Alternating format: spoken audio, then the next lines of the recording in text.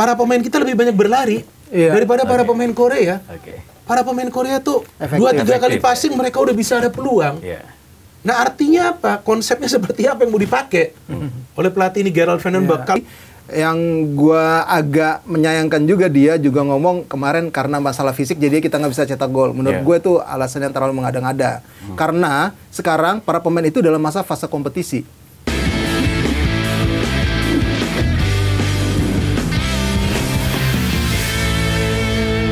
Oke, balik lagi di Locker Room dan hari ini kita akan ngobrol-ngobrol bersama dua orang hebat yang beberapa waktu lalu sempat ngobrol secara eksklusif bersama dengan Pak Ketum ya, luar biasa.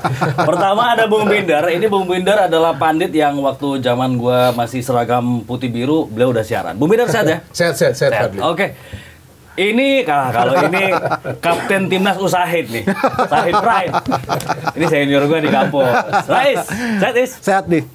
Oke, kita ngomongin beberapa isu diantaranya adalah Timnas ya. Kita mulai dari Timnas U23 dulu. Yang kemarin baru beres kualifikasi Piala Asia U23.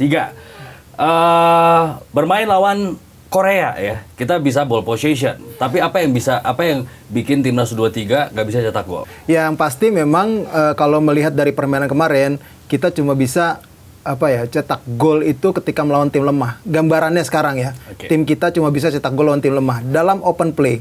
Dan sekarang itu terbukti ketika lawan tim yang setara levelnya, kemudian bahkan di atas kita kesulitan untuk cetak gol. Berarti ini sampai sekarang belum ada solusi, belum ada progres ya. Dari sejak AFF, U23, terus kemudian sampai sekarang belum ada progres yang bisa diselesaikan solusinya soal ketajaman tim.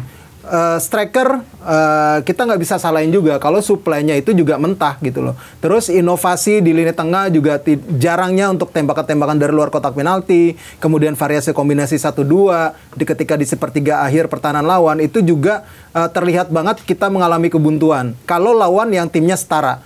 Nah, kalau lawan yang timnya lemah 2 level di bawah kita mah ya kita bisa tetap cetak gol gitu, bahkan sampai 6 gol. Tapi yang kemarin kesalahan paling fatal adalah kita nggak bisa menang lawan Laos. Itu kuncinya. Kalau kita menang lawan Laos, gue yakin kita bisa lolos ke Piala Asia. Walaupun kalah dengan skor sekarang 0-1. Wait, kalau kita menang lawan Laos ya? Iya. Berarti 3 poin. 6 dong, sama lawan Macau. Iya, tambah. Jadi 6 poin. Sementara runner up terbaik sekarang 7 loh poinnya. 7 tapi cuma 2 tim. Iya. Ada yang sisanya masih nyaris gitu ya? Masih nyaris, tapi seenggaknya masih ada peluang. Iya. Kalaupun kita kalah dengan skor yang semalam ya. Karena memang realistisnya adalah hitung-hitungannya, pahit-pahitnya kita kalah, tapi nggak kebobolan banyak. Kalau kita bisa ngambil imbang atau menang, itu keajaiban bisa dibilang. Kalau menurut gue ya. Tapi kemarin kita meleset perhitungannya ketika menghadapi Laos, kita nggak menang, itu kesalahan kita. Padahal sebenarnya jujur kalau misalnya dari ball possession kita lawan Korea pun bisa kita mencuri kemenangan ya. Bisa. Bahkan di menit awal kan kita udah nyaris cetak gol duluan. Sayangnya nggak jadi gol, telat depan kita untuk nyerobot bola umpan siapa kemarin ya? Lupa gua. Dari kanan kan. Hanan kalau nggak salah. Iya, Rehan Hanan. Oke, menurut Bung Binder gimana?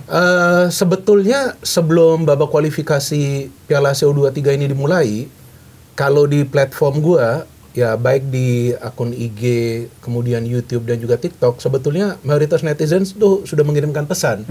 Ya, setelah Piala AFF U23 gagal juara, sudah mengirimkan pesan nggak mungkin lolos ke Asia. Oh ya. Ya, dan gue nantangin. Dasarnya apa?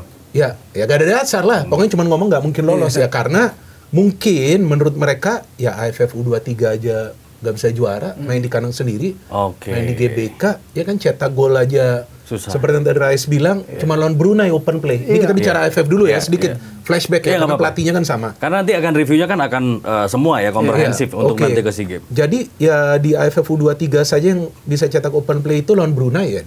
Memang Brunei tim yang lemah, 8-0. Meskipun kita apresiasi. Tapi kemudian lawan Filipina throw in, lawan Malaysia 0-0, Malaysia mainnya defensif, Filipina mainnya defensif. Di situ sebetulnya sudah kelihatan. Nih tim ini, kalau lawan tim yang defensif ini sulit mencetak gol. Ya kan? Terus lawan Thailand, bagus ada gol dari corner, terus adu penalti. Lawan Vietnam juga mainnya begitu defensif, gak bisa mencetak gol. Jadi kegagalan ini sudah diprediksi oleh banyak netizen. Walaupun gue nantang balik. Iya kan? Iya. Meskipun gue gak siapa-siapa juga, ya kan? Tapi gue nantang balik aja. Oh enggak, gue feeling ini. Setelah AFF ini gagal juara, yang menurut gue oke lah, gak masalah, ya kan? Karena kita cari target yang lebih tinggi nih. ini kan pelatih bagus nih, juara Liga Champion ya kan, dia kan ngomong juga iya. kan juara juga dia Liga Champion kan, betul. Dia nggak takut lawan Korea karena gue juara Liga Champion. Gitu. Jadi ini bukan hoax kan, yang gue ngomong kan juara Liga Champion. Sebagai pemain gue sempat nonton dia bagus, tapi Liga Champion kan di Eropa ya. Ini sekarang kan kita bicara di Asia dan ASEAN, ya kan? Nggak relevan. Bukan gak relevan, oke lah kalau mau nyombong boleh, ya kan? Nggak, tapi buktikan juga, ya kan, bahwa memang bisa membawa tim ini lolos. Tapi itu kan dia katakan kalau nggak salah sebelum lawan Korea, sebelumnya kan enggak. Jadi agak berubah juga. Kalau gue melihat pelatih ini mungkin overconfidence atau apa ya, gue nggak ngerti juga. Tapi it's okay. Pelatih memang harus percaya diri supaya menularkan kepada para pemain. Dan yang gue kaget itu lawan Laos itu nggak bisa cetak gol. Memang kita punya banyak peluang, ball possession kita tuh tinggi. Tapi segala sesuatu itu terlihat cantik di statistik, Bang. Statistik tuh bagus, kelihatan bagus. Jadi kalau, ya ini gue sebenarnya nggak mau ngomong juga, tapi memang kadang-kadang netizen kita lucu juga. Jadi banyak yang kirim gue pesan juga DM, ya kan? Mungkin nggak mau terus di feed. Ini timnas sebetulnya sudah juara dari mana? Ball possession. Iya. Ball possession kita selalu tinggi gitu. Ya kan? Ya akhirnya ketika lawan Laos imbang, gue masih punya harapan, ya udah mungkin lawan Laos udah lihat nggak bisa finishing, ya kan? Peluangnya banyak. Ya lawan Macau nih seharusnya menang, lawan Korea kita hajar nih Korea. Takut apa? Ya kan, dan Gerald juga ngomong nggak takut nih lawan Korea. Wah, lebih happy gue ya dong. Kan kita harus dukung timnas. Nanti bilang nggak nasionalis ya kan. Jadi dukung, ya kan. Tapi lawan Korea benar nih Bang dan Fadli, gue kecewanya satu hal. Ya oke lah, tadi Fadli mengatakan nggak bisa mencetak gol, 0 shot on target. Tapi kenapa para pemain kita itu, kalau yang gue lihat, mungkin gue salah, silakan koreksi juga netizen yang maha benar, ya kan? Para pemain kita lebih banyak berlari daripada para pemain Korea. Para pemain Korea tuh 2-3 kali passing mereka udah bisa ada peluang. Nah artinya apa? Konsepnya seperti apa yang mau dipakai oleh pelatih ini Gerald Van den Berg? Kalau di AFF U23 ini sudah kelihatan sulit, lawan tim yang parkir bus kayak parkir pesawat atau apalah. Nah ini ketika lawan Laos, kenapa itu tidak bisa dicari solusinya gitu? Ya kan, lawan Korea oke lah. Anggap aja paling bagus kita imbang. Oke, paling bagus lah kita imbang. Ya, tapi kenapa lawan Korea kok satu pun peluang on target aja nggak bisa, betul kan? Ball possession kita unggul. Tapi kenapa Korea yang nggak banyak berlari, ya kan, kok mereka bisa menciptakan banyak peluang? Itu kalau bukan Cahya, habis kita. Jadi bukan berarti untung Indonesia kalah 1-0, enggak. Untung Indonesia kalah 1-0 dan untung ada Cahya yang mainnya lebih bagus. Dia save-nya keren-keren. 9 atau 10 save. 9 nggak tahu 9 atau. Jadi 14 tembakan itu 9 on target dan itu di penyelamatan dari Cahya. Nah, jadi memang gila, kan? Cahya berperan penting kemarin kita nggak kebobolan karena memang salah satu mungkin yang paling membedakan adalah Korea bisa bermain efektif kalau nggak ambil intisari dari Oman Bumider. Korea mampu bermain efektif, kitanya enggak. Oke, secara pressing gue tahu filosofinya dari Gerald Van den Berg ini ingin mencoba dengan 4 back terus dia bermain high pressing tinggi kemarin. Coba mengejar gol di awal. Sayangnya pemain-pemain kita nggak bermain efektif. Kemarin kesannya kita cuma lari-larian aja ngotot seperti yang tadi dibilang Bu Binder. Tapi tidak bermain efektif. Ketika dapat variasinya juga kurang. Serangan oke, kita coba menyerang tapi terbaca sayap-sayap kita udah bisa dimatiin. Betul. Alur bola untuk crossing udah dipatahin duluan sama Korea karena itu jalan satu-satunya yang coba dicari dan sayap-sayap kita kurang melakukan penetrasi ke area kotak penalti kalau menurut gua. Nah, itu yang membuat sangat mudah sekali dipatahkan sama Korea. Bahkan Korea ingin menghentikan lebih dulu di half space. Nah, ini yang juga membuat kita kemarin kesulitan ya, walaupun kita menguasai ball possession gitu ya beberapa kali, tapi nggak ada yang mengarah ke gawang. 7 tembakan nggak ada yang mengarah ke gawang, ini sesuatu yang patut dipertanyakan loh. Kita berarti kurang inovatif untuk bisa menekan gawang lawan. Kurang variasi. Meskipun gue melihat ini bukan gue bercanda, hoki mainnya bagus. Benar. Harus gue akuin salah satu yang mainnya oke, fighting spirit oke. Biar kata netizen dia mungkin oke, tapi hoki top kemarin. Walaupun dia nggak mencetak gol ya. Dari segi fighting spirit oke. Tapi ketajaman memang memang buruk. Harus diakui itu. Belum bisa cetak gol. Padahal sundulan juga sundulan kemudian kemarin nyaris cetak gol di menit awal, dia telat. Berarti kan dia harus melatih lagi clinical dia. Tapi secara fighting spirit harus diapresiasi. Iya, tapi kita juga harus paham bahwa striker itu bukan cuma lari-lari dan benar. Dia kalau memang nggak bisa mencetak gol paling tidak umpan. Ganggu juga. Umpan, jadi tembok, kan, memantulkan bola, ya kan, atau assist. Tapi ya memang kan sekarang yang orang mempertanyakan kenapa sih striker kita tuh susah mencetak gol. Siapa yang cetak gol striker cuma strike juga bukan natural striker. Sayap kan. Kalau hoki bisa main sayap, bisa main di tengah. Tapi yang gue kaget ini, ya kan, bahkan sampai ke bawah mimpi, kok Jens Raven sampai ke bawah bisa mimpi. cetak gol. Iya benar, mimpi. Jens Raven nggak bisa cetak Kenapa gol? ini nggak bisa Benar, cetak benar. gol? Iya. Ada apa? Ini striker bagus loh. Striker bagus, tapi kan kita lihat bagus lagi nih mungkin di atas kertas sekarang ini. Iya. Dengan posturnya yang tinggi, dengan ini. Oke lah, mungkin banyak perdebatan bola gak nyampe. Ya bukan soal bola gak nyampe. Striker zaman sekarang, lu harus turun. Iya, turun ke bawah. Dan dia turun. Turun. Tapi lu lihat berapa kali adu fisik Kalah. Iya. kalah. Jadi gue gak ngerti apakah karena kurang menit bermain atau memang dia coba beradaptasi dengan skema yang berbeda sekarang, karena sebelumnya kan Indra Safri ya. Kalau nggak salah betul kan U20 U19. Oh iya. Iya kan Indra Safri. Meskipun beda tipis juga ya permainnya dengan Gerald Van den Berg, karena kan banyak crossing. Jadi ya kalau gue pikir ya dalam hal ini netizen banyak benernya juga, karena sudah pada kirim pesan ke gue, bahkan di platform gue lihat yang gue ada bikin U23 yang AFF, mereka udah tulis gak mungkin lolos ini Asia. Meskipun gue nantang, tapi lagi-lagi gue kan bukan siapa-siapa ya kan. Nah, tapi ya gak apa-apa, kita coba aja. Tapi uji nyali juga ya nanti. Iya, benar. Gue bilang masa gak lolos? Iya. Ya kan ini kan pelatih senior, dan lu tahu pemain-pemain yang kita punya di squad ini bang, itu juga sebelumnya main di kualifikasi sebelumnya. Benar. Dan di Piala Asia. Di Piala Asia main. Arkan Fikir kan termasuk yang main. Terus dan yang ngalahin, yang ngalahin Korea. Betul. Tapi Gerald Van den Berg bilang materi pemainnya beda sama tahun kemarin. Kita lihat dulu nih statementnya Gerald Van den Berg ya. Padahal masih mau nambahin tuh kita. Makanya gue langsung potong. Oke, apa-apa. Kalau misal pelatih sebelumnya SCY melatih tim ini dan diberikan jangka waktu yang sama, saya ingin melihat bagaimana dia meramu timnya dan apakah hasilnya bisa lebih baik dari hari ini. Kalau ngambil dari sini ya, dia intisarinya adalah gue persiapannya lebih pendek daripada STY.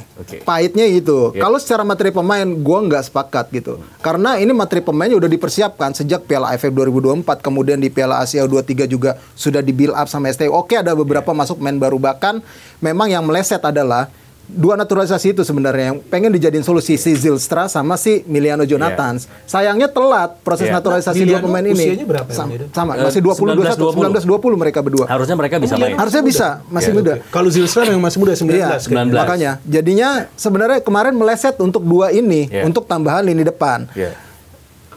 Kalau misal kemarin dia bilang kalau kita nggak ada Ridho, terus nggak ada si siapa Justin Hubner, kalau dia butuh di tim ini harusnya dia ngomong ke Patrick Kluivert Dari awal. Dari awal. Patrick Kluivert pun Justin Hubner ujung-ujungnya nggak main juga walaupun cedera atau sakit ya.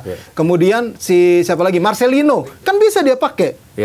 Iya, tapi perdebatannya begini bang, bahwa dia persiapan buat round 4 kan? Enggak, bukan soal itu juga, bahwa para pemain itu kan sudah dipromosikan ke senior dan akan coba dilakukan regenerasi. Iya, regenerasi memang. Tapi kalau memang dia targetnya adalah lolos ke Piala Asia. Tapi hoki dimasukin, Hoki dimasukin. Iya, makanya harusnya kan bisa juga. Jadi kalau memang butuh, kalau ya butuh, ngomong aja gitu. harusnya ngomong aja. Lu kekurangan di apa gitu loh. Marcelino harusnya bisa jadi solusi di level ini ya. Dia bisa menjadi salah satu solusi walaupun kemarin underperform di timnas senior. Tapi itu senior kan. Iya, di senior. Kalau di sini mungkin beda dia. Makanya gue nggak tahu komunikasi seperti apa, pertimbangan seperti apa. Akhirnya para pemain itu nggak dimasukin ke squad U23.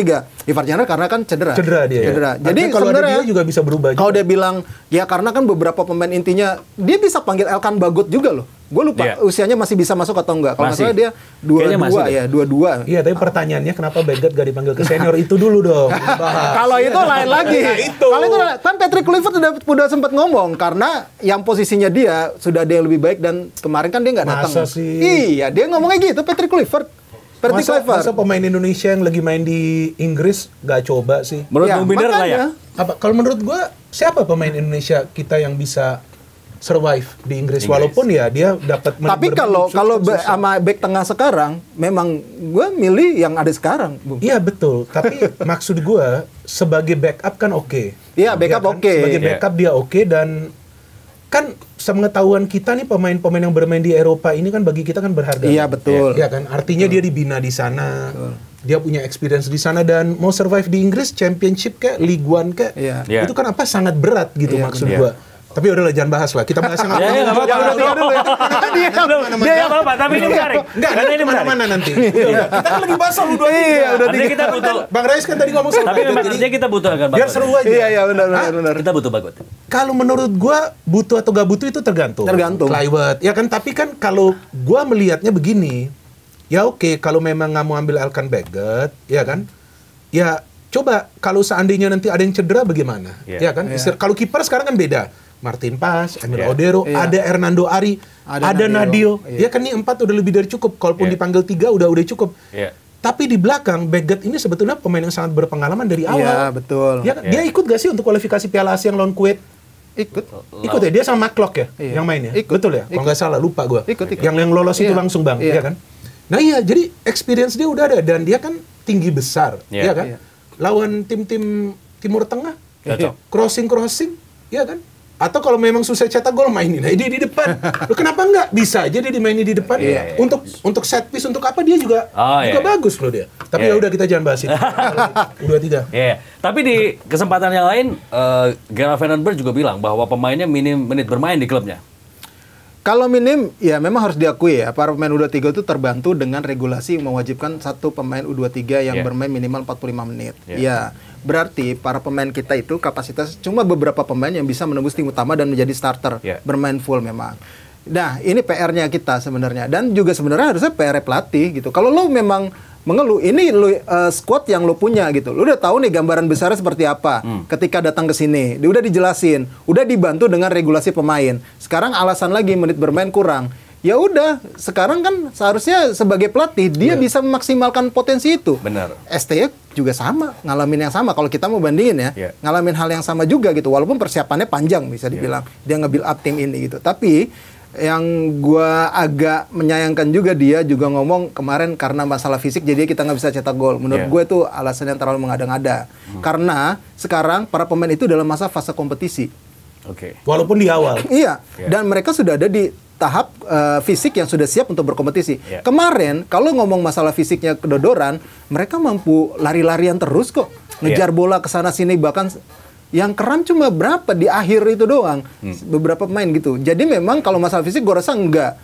Cuma memang penerapan strategi dan efektivitas bermain dari pemain-pemain kita yang masih kurang kemarin. Iya, tapi kita belum bahas yang dia bawa nama ST. Oh, ada ya komentar yang dia bawa nama ST ya? Ada kan tadi apa tuh? Tadi dia bilang kalau ST waktunya semepet ini, apakah hasilnya... Itu belum kita bahas, Bang. Itu yang seru kan? Iya, nggak apa-apa. Ya, siapa yang bahas? Oke, gini. Pertama-tama gue nggak tahu soal ini sampai kemarin gue udah bikin podcast sama Indrianto. Gue nggak tahu karena gue sibuk kemarin. Abis itu gue bikin sama dia. Setelah dia balik, ya gue scroll kan ada apa, karena gue kemarin mungkin setengah hari gak buka sosmed karena sibuk. Terus gue kaget waktu ada pernyataan seperti ini. Gue kan nggak tahu nih, gue tidur lebih awal ya kan waktu habis nonton. Kalau menang gue ya happy gitu. Kita mungkin nggak bisa tidur. Tapi kalau kalah lemas kita. Bener, gue begitu. Kalah lemas, gue udahlah tidur aja lah. Ya kan kebawa mimpi Raven. Benar, gue gak bohong. Enggak, mimpinya apa? Ya mimpinya kok ada lagi main bola gitu. Oke, ya udah, kita jangan bercanda dulu. Netizen marah loh. Oke, gini, jadi gue kaget loh, kok bawa nama pelatih sebelumnya gitu. Ya kan, karena kan sekarang kita lihat kan ke depan. Betul nggak? Dengan pelatih baru Gerard Vandenberg. Tapi menurut gua kan kalau mau bandingin seperti itu gimana ya caranya? Menurut gua gak logis juga. Mungkin gitu. Karena menggema kali STY. Ada suaranya. Ada tanggapannya. Itu maksud gua, apa mungkin dia frustasi atau mungkin dia emosi sehingga dia mengatakan seperti itu. Seharusnya gak perlu juga mengatakan seperti Stay itu. Cool aja ya. Yang harus dijelaskan kenapa secara strategi permainan dengan ball possession persentase yang tinggi gak bisa menciptakan shot on target. Golnya gimana Bang? Gak ada shot on target. Kalau dikatakan seperti yang tadi Bang Rais bilang fisik, ya gue sih pernah kerja di perusahaan ya. Maksudnya perusahaan itu gue dikasih assignment, tugas. Gue harus cari solusi untuk tugas ini selesai pada waktunya. Artinya gue harus riset. Nah, mereka ini jajaran pelatih U23 riset gak? Bahwa para pemain menit bermainnya sedikit. Riset gak bahwa fisik mereka gak kuat? Kalau riset seharusnya itu dipersiapkan dari awal. Bagaimana caranya para pemain ini tidak terkuras tenaganya? Apa mungkin mau merubah modifikasi sedikit konsep atau kita genjot latihan fisik? Ya kan biar mereka ini kuat. Artinya tahu gak medan tempurnya ini seperti apa? Nah, ini kembali lagi ke asisten pelatih lokal. Nah, gue ingat SD dulu ada Noval. Ini ada Zulkifli Syukur. Ya, tapi ada gak perannya? Ya kan? Atau cuma jadi simbol? Kan kita kan nggak tahu. Artinya ini harusnya sudah diantisipasi di depan. Dengan adanya pelatih lokal. Bukan menjadi excuse ketika gagal seperti ini. Maksud gue, dengan adanya asisten pelatih lokal, Zulkifli, kan ini hampir semuanya kan bermain di sini, bermain di kompetisi lokal. Komunikasinya lebih enak, dia bisa tahu apa yang terjadi. Dia juga pemain senior, disegani, ya kan? Zulkifli pemainnya juga bagus, dia main di belakang, sempat jadi kapten tim juga. Betul. Jadi segala sesuatu harus dipersiapkan karena pelatih itu dikontrak untuk mencari solusi, bukan untuk mencari alasan. Iya kan kalau mau cari alasan, ya netizen alasannya ribuan juga tentang ini.